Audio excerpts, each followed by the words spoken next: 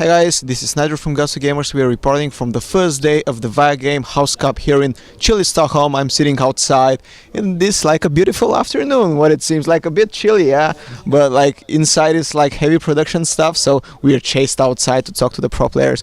My first guest is none other than Gnimsh. So man, like you just recently came from back from WCA. How was China? Oh, China was great. It was a great experience. The hotel was great. The food, the tournament itself. I won some money, and we got owned by the Chinese players, but at least Gara got the third place. Yeah, like the Chinese domination, I think nobody expected it really. Obviously, like the grand final was all Chinese, and Gara RDU kicking out in the bronze final. So, what did you think about the Chinese players? I know that the scene is a bit untelevised for the Westerners, so I think a lot of the community expected the Chinese to be crushed, but it turned out the other way. Was it like luck? Was it RNG? Was it are they just good players?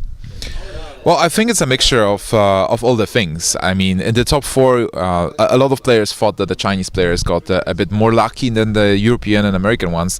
But to get to the tournament, you have to put yourself in a situation where you're winning the games. And also, like the deck lineup they had, like for example, the Libo, the winner of the whole tournament, he brought only aggro decks, and he was able to pilot them, and he was able to like.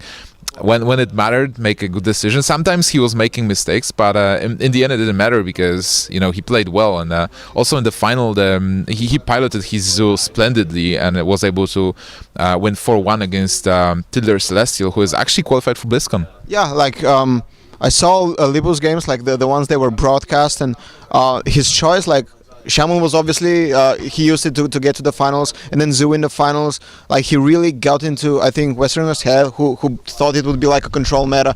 They're like, wow, okay, I'm playing aggressive. Do you think this like caught us off guard? I mean, us like by the Westerners. Yeah, I mean, like his style was pretty aggressive. So it's like a Chucky of US and Gnimsh of Europe, I'd say. Yeah. So and it worked for him. So I was kind of like rooting for him to win the final. And when I was casting the final with Crip, I also said like, hey, I think Libo will actually get this because Tiddler Celestial might be a better player than Libo, but he had like control decks, and Libo proved to be really good at his control like aggro decks, and it worked for him.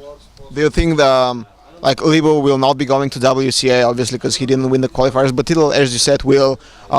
Judging from the games you saw him play, do you think he actually has a chance in the top 16, like for BlizzCon? You mean Libo or Tiddler? Tiddler, like Libo is not there. Well, so I met Tiddler a couple of times. Like I've met Tiddler at IM Shenzhen before, and then I heard Tiddler actually went 15-0 with his Zoo when he was qualifying for BlizzCon. And then here he showed that he knows how to play aggro decks and control decks.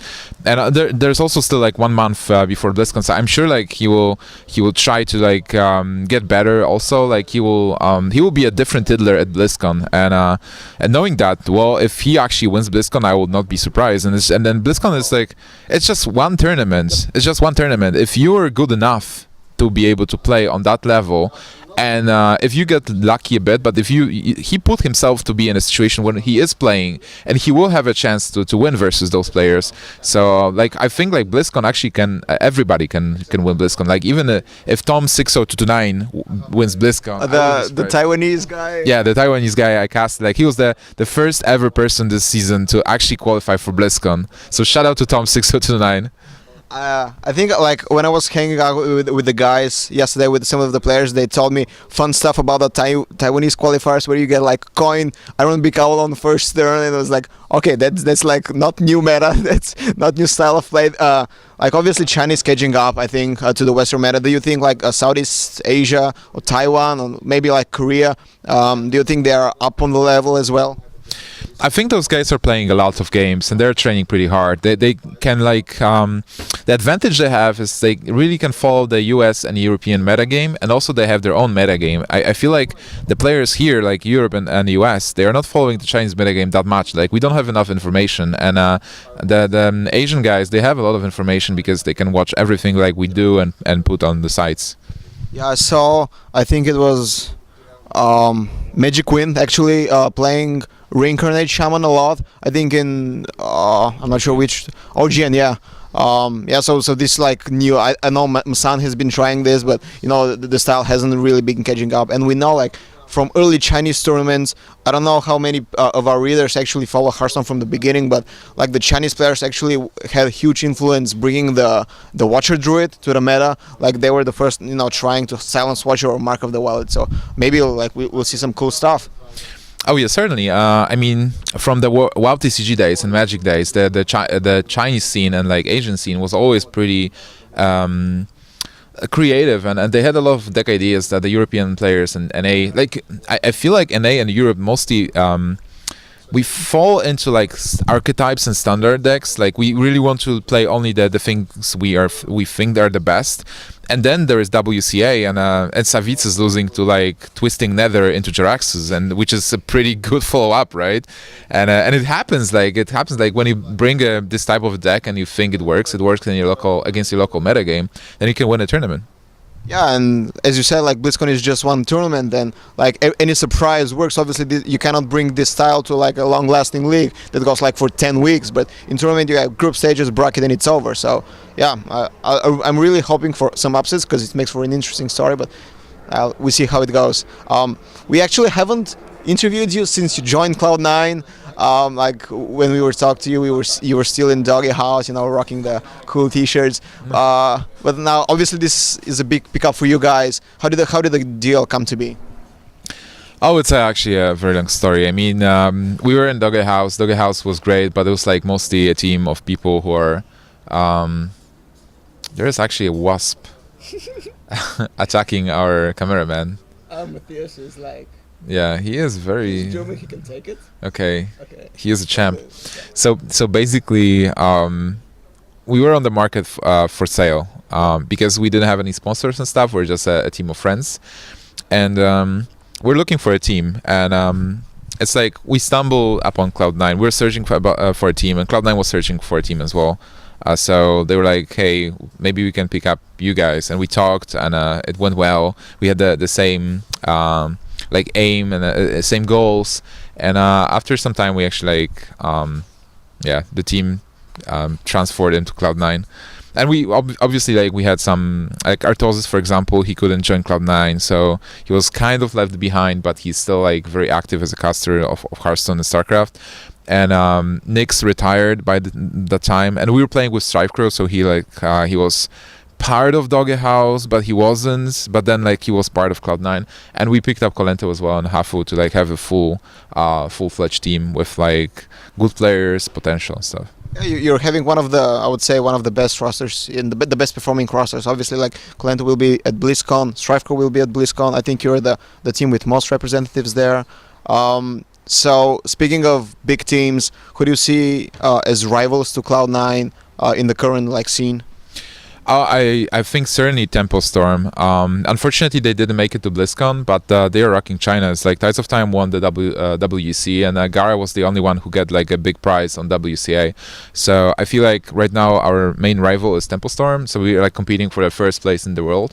But still, like MYM is very strong with like RDU and Tice, and Innovation also a very strong team. So there are no more though.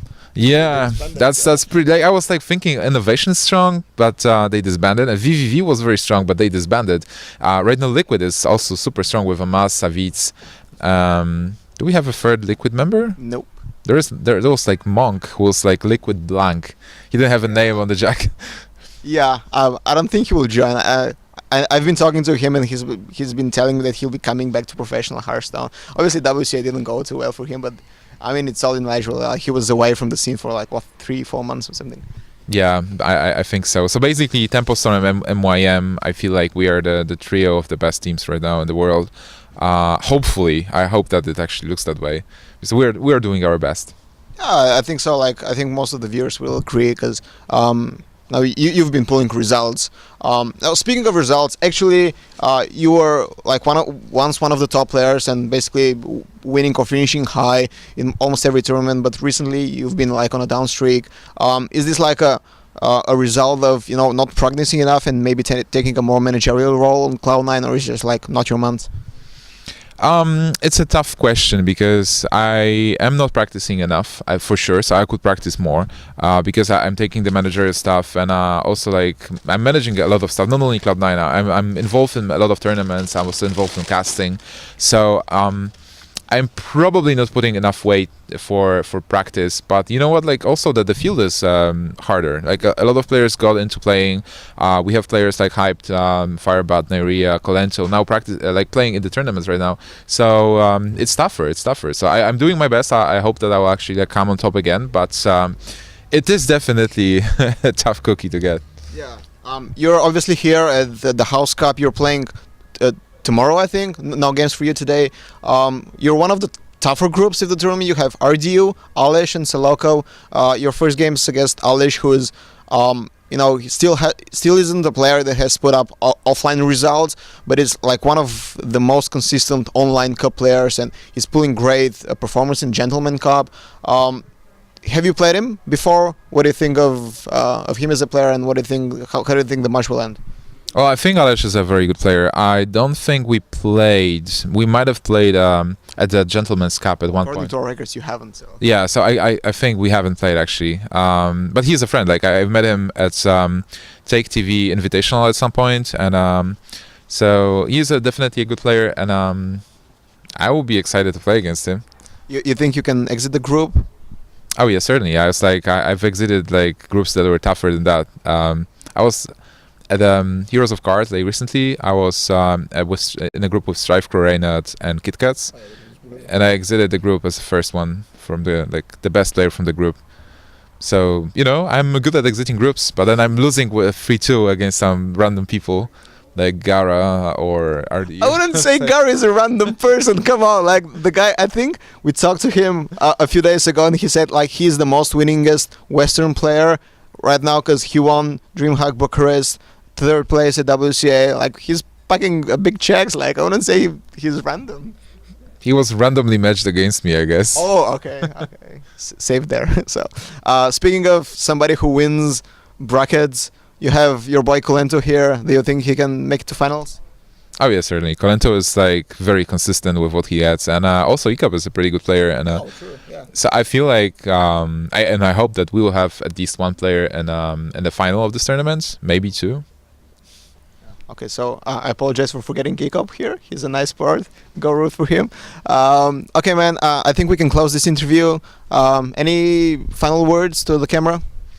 Well, I hope to see you guys here and talk to you more because like this event is just starting and it's looking great. Like the house is great and people are great. The food is great. So I just love those house cups. They have a really good atmosphere, and I'm looking forward to my games tomorrow.